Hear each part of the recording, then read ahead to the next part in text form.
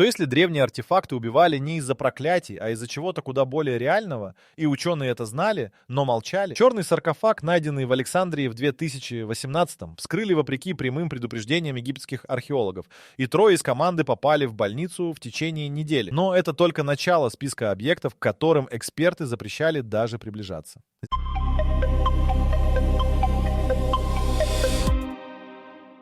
Первый объект в этом списке хранится в запасниках Национального музея Мексики и закрыт для публичного доступа с 960 года. Это обсидиановое зеркало ацтекского бога Тецкатлипоки. Круглый диск из вулканического стекла диаметром 23 сантиметра, отполированный до состояния идеальной черной поверхности. Испанские конкистадоры, захватившие его в 1521-м, немедленно отправили артефакт в Европу с пометкой в сопроводительном документе. Смотреть в него запрещено под страхом отлучения от церкви. В Европе зеркало попало в руки английского астролога и математика Джона Ди, советника королевы Елизаветы I. Ди использовал его для так называемых скрайинг-сеансов, практики видения образов в отражающих поверхностях. После 6 месяцев работы с зеркалом он зафиксировал в дневнике, что поверхность диска показывает ему существ, которых не существует в природе, и что после каждого сеанса он просыпается с носовым кровотечением и не может вспомнить несколько часов накануне. Его партнер по сеансам Эдвард Келли в 38 лет полностью потерял рассудок и умер в заключении. Британский музей приобрел зеркало в 18 веке и поместил в открытую экспозицию. За следующие 50 лет трое смотрителей, работавших в зале с артефактом, подали заявление об увольнении с одинаковой формулировкой: невозможность находиться рядом с объектом. Современный анализ, проведенный в 2014-м группой исследователей из Оксфорда, показал кое-что неожиданное. Один из них, Томас Харрис, в 1843-м написал директору музея письмо, в котором описал, что зеркало отражает не то, что стоит перед ним, а что-то другое. Особенно в вечернее время при свече. Обсидиан содержит высокую концентрацию природного стекла с микроскопическими включениями перита. При определенном освещении поверхность создает оптический эффект, при котором периферийное зрение фиксирует движение там, где его нет. Длительное всматривание в такую поверхность вызывает устойчивые зрительные галлюцинации. Мозг начинает достраивать образы из случайных бликов. Исследователи провели контролируемый эксперимент. 12 добровольцев смотрели в зеркало по 15 минут в условиях слабого освещения. 9 из 12 сообщили о видении человеческих лиц в отражении. Трое отказались продолжать эксперимент досрочно, но оптика объясняет не все. Химический анализ обсидиана выявил следы ртути в составе полировочного состава, которым покрыта поверхность. Ацтекские жрецы натирали зеркало смесью, содержавшей киноварь, природный сульфид ртути. При нагреве руками или дыханием ртуть переходит в газообразное состояние и поглощается через кожу и слизистые. Хроническое отравление ртутью вызывает именно те симптомы, которые описывал Джон Ди. Провалы памяти, кровотечение, галлюцинации, нарастающее психическое расстройство. Жрецы Тецкатлипоки, работавшие с зеркалом регулярно, в среднем не доживали до 40 лет. Мексиканские власти потребовали возврата артефакта из Британского музея в 2009. Музей отказал. Зеркало по-прежнему хранится в Лондоне в зале 33 в застекленной витрине. Табличка рядом с ним описывает его как ритуальный предмет для гадания. О химическом составе полировки ни слова.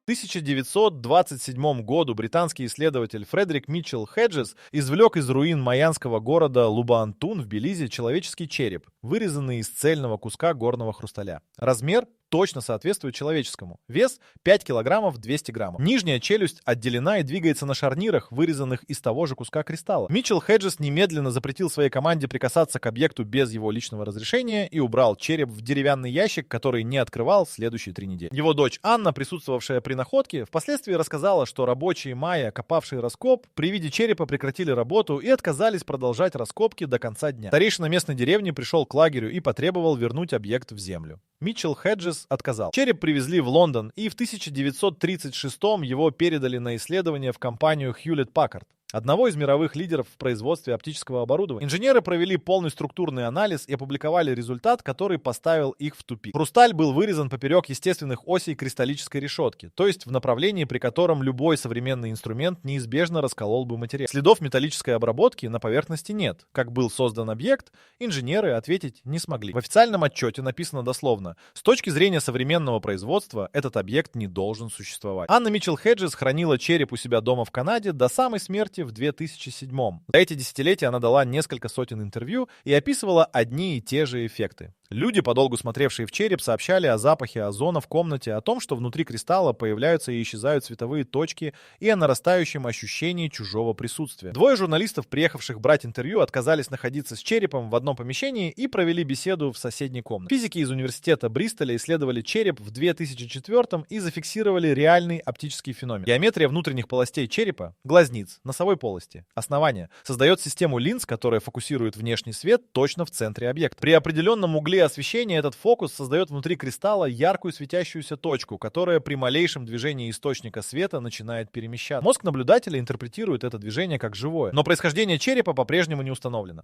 Майянские жрецы почти наверняка использовали этот эффект в ритуалах, направляя факельный свет под нужным углом. Геологический анализ хрусталя показал, что материал добыт в Бразилии за тысячи километров от Белиза. Майя не имели известных торговых маршрутов в Бразилию. Датировать сам хрусталь как артефакт невозможно. Метод радиоуглеродного анализа работает только с органикой. В 2008-м Смитсоновский институт опубликовал исследование нескольких хрустальных черепов из разных музеев мира и установил, что большинство из них подделки 19 века немецкого производства. Череп Митчелл Хеджес в это исследование включен не был. Анна отказала в доступе незадолго до смерти. После ее смерти череп перешел к ее мужу, который также закрыл к нему доступ для исследователей. Где находится череп сейчас, официально неизвестно.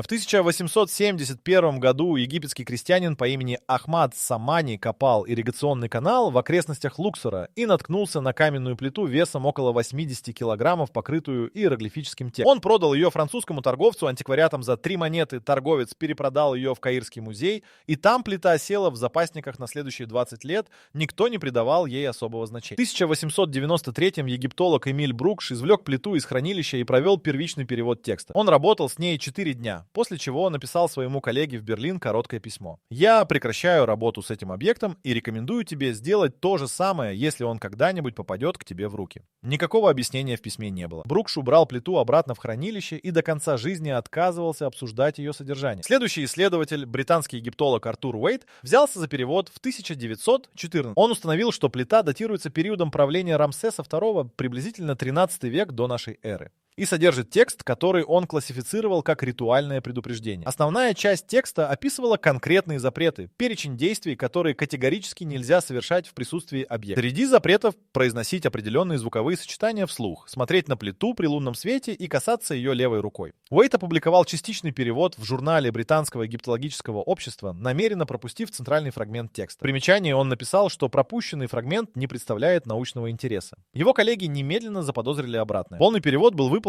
только в 1968 году американским лингвистом Джеймсом Харрисом из Чикагского университета. Пропущенный Уэйтом фрагмент оказался списком из 17 имен, предположительно людей, которые работали с плитой в период ее создания. После каждого имени стояло одно и то же иероглифическое сочетание, которое Харрис перевел как «замолчавший», не умерший, не погибший. Именно замолчавший. Харрис интерпретировал это как указание на жрецов, давших обет молчания после контакта с объектом. Но ни один из 17 не упоминается больше ни в одном известном египетском источнике. Как будто эти люди исчезли из исторических записей одновременно. Акустический анализ плиты, проведенный в 2002 году в Каирском университете, выявил структурную особенность камня. Материал плиты — редкий вид известняка с пористой внутренней структурой. Поглощает звук в диапазоне человеческой речи значительно эффективнее, чем обычный камень. Проще говоря, в помещении, где находится плита, голоса людей звучат приглушеннее. Эффект незначительный, но при длительном нахождении рядом с объектом создает устойчивое ощущение, что тебя не слышат, или что ты сам говоришь тише, чем думаешь. Исследователи, работавшие с плитой в закрытых помещениях, несколько раз фиксировали в протоколах одну и ту же деталь. Через час работы все участники группы непроизвольно переходили на шепот. Плита хранится в Каирском музее в секции закрытых фондов под инвентарным номером, который не фигурирует в публичных каталогах. Запрос на доступ к объекту, поданный немецким университетом в 2019 был отклонен без объяснения причин. Египетское министерство древностей в ответ на журналистский запрос того же года сообщило, что объект с указанным описанием в фондах музея не числится.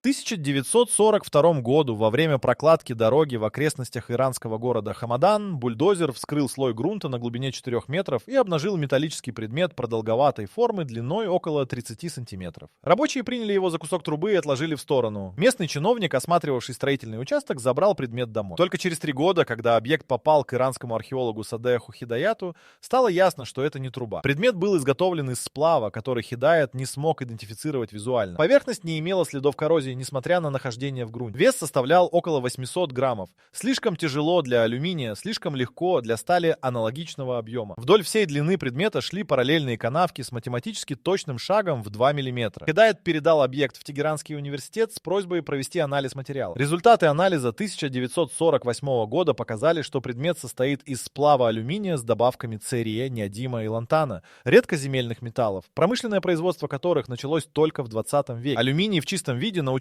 выплавлять в 1827, а в промышленных масштабах только после 1886. Слой грунта, в котором нашли предмет, по стратиграфическому анализу относился к периоду не позднее 2000 года до нашей эры. Геологи перепроверили датировку дважды. Результат не изменил. Румынский инженер Флорин Георгице, узнавший об иранской находке из научной переписки в 1955, немедленно провел параллель с объектом, обнаруженным в его собственной стране 2 годами ранее. Не хотите попасть в больницу после изучения древних артефактов? Тогда загляните на playprofi.com, где собраны все самые популярные нейросети под одной подпиской.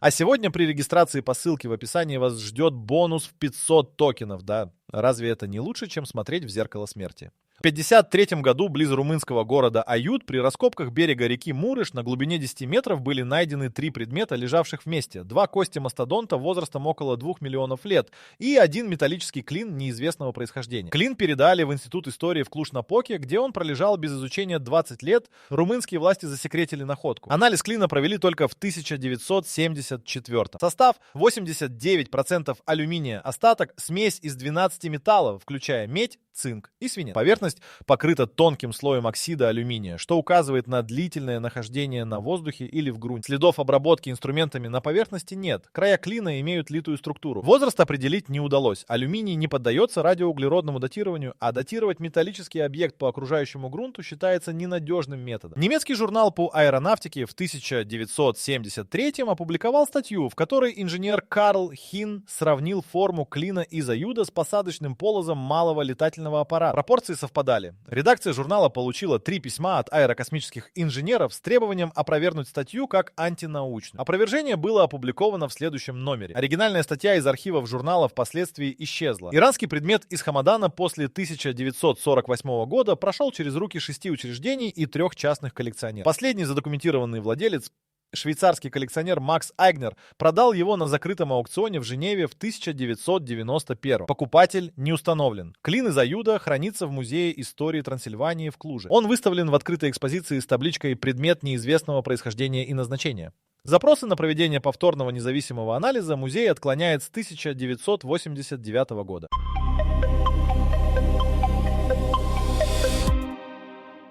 В 1906 году французская экспедиция под руководством археолога Жака де Моргана вскрыла погребальную камеру в некрополе Суса на территории современного Ирана и обнаружила золотую маску, лежавшую отдельно от останков, не на лице погребенного, а в 2 метрах от саркофага, лицевой стороной вниз. Де Морган зафиксировал это в полевом дневнике как намеренное ритуальное расположение и распорядился упаковать маску отдельно от остальных находок. Маска весила чуть больше килограмма, была изготовлена из золота с примесью сурьмы и покрыта гравировкой по всей внутренней поверхности, той стороне, которая прилегала бы к лицу. Внешняя сторона была гладкой. Гравировка на внутренней поверхности изображала сетку из пересекающихся линий с точками в узлах, структуру, которую де Морган описал как декоративный орнамент. Маску отправили в Лувр, где она осела в запасе. В 1928 году хранитель восточного отдела Лувра Анри Франкфор извлек маску для инвентаризации и передал ее ассистенту для фотографирования. Ассистент, молодой сотрудник по имени Пьер Моро, проработал с маской 2 дня. Фотографировал, измерял, описывал записывал гравировку. На третий день он пришел на работу, сел за стол, положил маску перед собой и просидел неподвижно 4 часа, не реагируя на обращение коллег. Франкфор вызвал врача. Моро госпитализировали с острым психотическим эпизодом. Он провел в психиатрической клинике 8 месяцев и после выписки отказался возвращаться в Лувр. Франкфор написал в служебной записке, что случай Моро, возможно, связан с особенностями объекта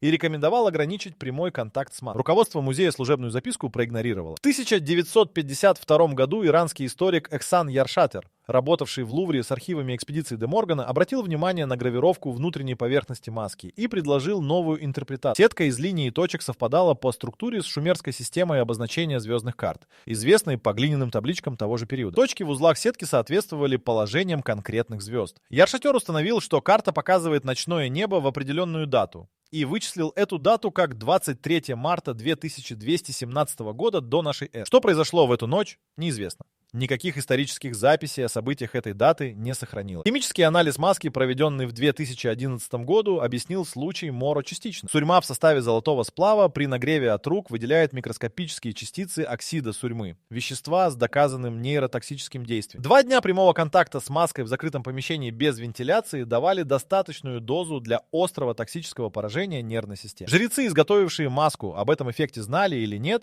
установить невозможно. Но выбор материала с такими свойствами для объекта, предназначенного для ношения на лице, выглядит либо как катастрофическая случайность, либо как намеренное решение. В 1984 году Иран официально потребовал возврата маски как части культурного наследия, вывезенного в период колониальных экспедиций. Лувр признал законность претензий, но возврат не состоялся по причине неурегулированных процедурных вопросов. В 2016 запрос был повторен. Ответ французской стороны остался прежним. Маска по-прежнему хранится в запасниках Лувра. В открытую экспозицию она не выставлялась ни разу за все время хранения в музее.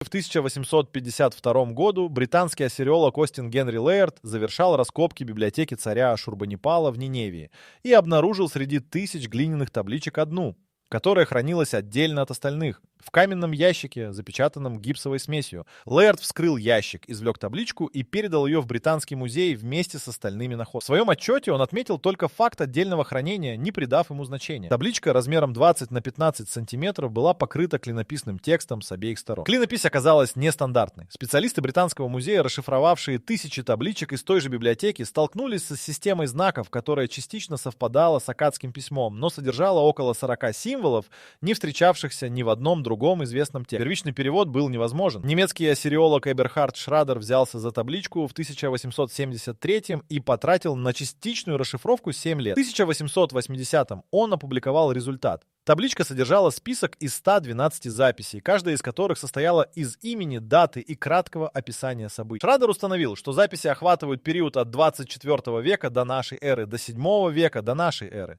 то есть около 1700 лет. Структура каждой записи была идентичной. Имя человека, дата его рождения, дата смерти и 1-2 слова, описывающих обстоятельства. Шрадер назвал табличку реестром смертей и предположил, что это административный документ какого-то храмового учреждения. Его коллеги версию отвергли. Ни одно известное храмовое учреждение не вело записи на протяжении 17 веков в едином документе. Британский музей передал табличку на повторный анализ в 1921. Ассириолог Сидни Смит обнаружил деталь, которую Шрадер пропустил. Среди 112 записей 19 содержали даты смерти, которые на момент создания таблички еще не наступили. Самая поздняя из этих дат соответствовала приблизительно IV веку нашей эры, то есть была внесена в документ примерно за 1000 лет до наступления указанного события. Смит опубликовал находку в журнале Королевского азиатского общества с осторожной формулировкой. Природа этих записей требует дальнейшего изучения. Дальнейшего изучения не последовало. Через год Смит умер от сердечного приступа в возрасте 41 года. Следующий исследователь, взявшийся за табличку всерьез, появился только в 1967. Американский востоковед Теренс Кларк из Ельского университета потратил 3 года на полную расшифровку нестандартных символов, используя сравнительный метод с параллельными текстами из той же библиотеки. Он установил, что 40 неизвестных символов образуют отдельную систему числовых обозначений. Не позиционную, как в обычной аккадской математике, а основанную на ином принципе, который Кларк описал как вероятностное кодирование. Проще говоря, каждый символ обозначал не конкретное число, а диапазон значений с указанием степени достоверности. Кларк написал коллеге в частном письме, что табличка выглядит как инструмент для работы с неопределенными событиями будущего, но отказался включить эту формулировку в официальную публикацию. Кларк запросил доступ к табличке для прямого исследования в 1970-м. Британский музей ответил, что объект временно недоступен в связи с реставрационными реставрационными работами. Кларк повторял запрос ежегодно до 1976,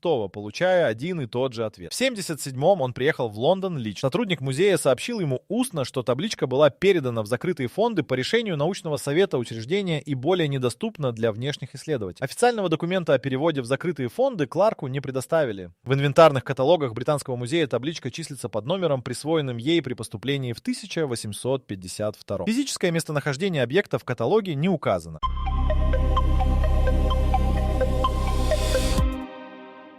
В 1947 году, через 2 месяца после обнаружения первых свитков Мертвого моря, бедуинский пастух Мухаммад эд-Диб случайно нашел в пещере Кумрана еще один объект, о котором в официальных отчетах не упоминается до сих пор. Это был глиняный сосуд высотой около 40 сантиметров, запечатанный смоляной пробкой и обмотанный полосами ткани, пропитанный затвердевшим составом неизвестного происхождения. Эд-Диб продал его вместе со свитками антиквару Халилю Искандеру Шахину, известному под именем Канда. Канда свитки перепродал. Сосуд оставил у себя. Он простоял в лавке Кандо в Вифлееме 7 лет, никто не проявлял к нему интерес. В 1954-м американский библеист Джон Струньел, работавший в регионе с группой по изучению свитков, случайно увидел сосуд на полке и предложил Кандо за него деньги. Кандо отказал. По свидетельству Струньела, записанному много лет спустя, Кандо сказал ему дословно: «Этот сосуд я не продам никому, потому что однажды ночью открыл его и закрыл обратно, и с тех пор у меня в лавке умерли 2 кошки, и мой работник слег с горячкой на 3 недели». Струньел сообщил о сосуде Ролану Дево, руководителю международной группы по исследованию свитков. Дево приехал к Кандо лично и уговорил его разрешить осмотр объекта без вскрытия. Внешний осмотр показал, что сосуд изготовлен из обожженной глины с примесью вещества, которое Дево описал как темный органический материал, вмешанный в глиняную массу. Полосы ткани на поверхности оказались льном с нанесенными чернилами знаками. Не арамейскими и не греческими, а письмом, которое Дево не смог идентифицировать. Он сфотографировал знаки и отправил снимки коллегам в Париж и Иерусалим. Никто из опрошенных специалистов систему письма не опознал. Кандо умер в 1993-м. Его сын Уильям унаследовал лавку и все предметы в ней, включая сосуд. В 2002 году Израильское управление древностей провело проверку частных коллекций в регионе и составило реестр незарегистрированных артефактов. Уильям Кандо включил сосуд в реестр под описанием «глиняный сосуд кумранского периода, содержимое неизвестно». Управление присвоило объекту статус охраняемого культурного наследия и потребовало передачи на государственное хранение. Уильям оспорил решение в суде. Судебный процесс длился 4 года. В 2005 году, пока дело еще рассматривалось в суде, химик Шимон Гибсон из Еврейского университета в Иерусалиме получил разрешение на неразрушающий анализ сосуда без его вскрытия. Рентгенография показала, что внутри находится твердый предмет неправильной формы, плотно прилегающий к стенам. Спектральный анализ внешней поверхности выявил в составе глины высокую концентрацию мышьяка и следы полония-210, радиоактивного изотопа с периодом полураспада 138 дней. Наличие полония в объекте возрастом 2000 лет физически невозможно. За это время любое количество изотопа распалось бы полностью. Гибсон опубликовал результаты анализа в журнале «Исследования Мертвого моря» с примечанием, что результаты по полонию, вероятно, являются следствием загрязнения образца в ходе анализа. Однако в том же номере журнала другой исследователь опубликовал короткий ответ, указав, что метод, использованный Гибсоном, исключает внешнее загрязнение по своей методологии. Суд в 2006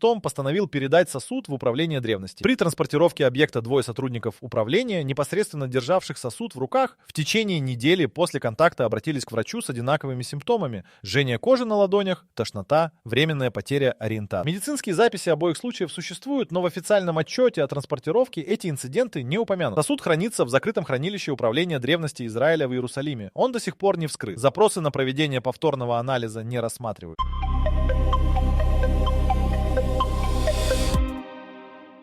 В 1902 году турецкий ныряльщик Сулейман Демир обнаружил на дне Эгейского моря у берегов острова Самотраки небольшой цилиндрический предмет длиной около 15 сантиметров, покрытый слоем морских отложений. Он поднял его на поверхность, обтер и увидел под налетом темный металл с выгравированными символами. Демир продал предмет греческому антиквару в Салониках за незначительную сумму. Антиквар выставил его в витрине как античное украшение. Там он пролежал 8 лет. В 1910-м немецкий историк Карл Вайс, проезжавший через Салоники, увидел предмет в витрине и купил его. Вайс специализировался на догреческих культурах Эгейского региона и немедленно опознал символы на поверхности как протоэламское письмо, систему, использовавшуюся на территории современного Ирана около 3000 лет до нашей эры. Присутствие протоэламского текста на предмете, поднятом со дна Эгейского моря, не поддавалось простому объяснению. Между протоэламской цивилизацией и греческим архипелагом не существовало известных прямых контактов. Вайс привез предмет в Берлин и передал в Переднеазиатский музей для анализа. Металл идентифицировали как сплав сплав золота и осмия, одного из самых твердых и редких металлов на Земле. Промышленная обработка осмия стала возможна только в 20 веке из-за его исключительной твердости. Как древний мастер работал с этим материалом, металлурги музея ответить не смогли. Возраст предмета по косвенным признакам, структуре сплава и характеру гравировки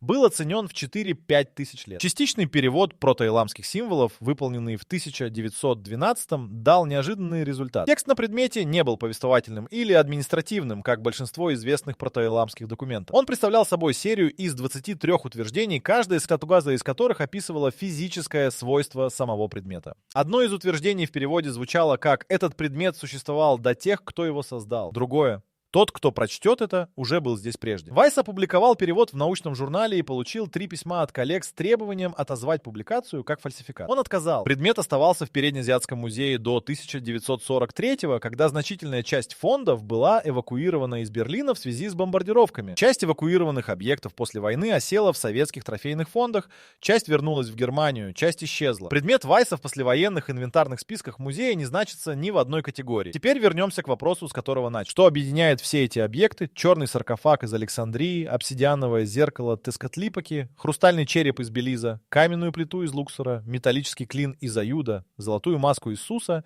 табличку из библиотеки Ашурбанипала, глиняный сосуд из Кумрана и цилиндр со дна Эгейского моря. Ни проклятие, ни мистика. Конкретная закономерность: каждый из этих предметов содержит либо вещество с документально подтвержденными токсическими свойствами, либо физический эффект, воздействующий на восприятие человека, либо информацию, которая не должна существовать в контексте своей эпохи. И часто все 3 фактора одновременно. Эксперты, предупреждавшие не изучать эти объекты, в большинстве случаев знали хотя бы об одном из этих факторов. Они не говорили о проклятии. Они говорили: не трогай, не смотри, не читай. И документировали конкретные последствия для тех, кто не слушал. Финальный факт, который стоит запомнить: из 9 объектов, описанных в этом списке, 7 находятся в закрытых фондах государственных учреждений и недоступны для независимого исследования. Местонахождение 2 официально неизвестно. Ни один из 9 не прошел полного открытого научного анализа с опубликованными результатами. Это не совпадение и не бюрократическая случайность. Это последовательное решение людей, которые знали достаточно, чтобы закрыть доступ, и недостаточно, чтобы объяснить почему.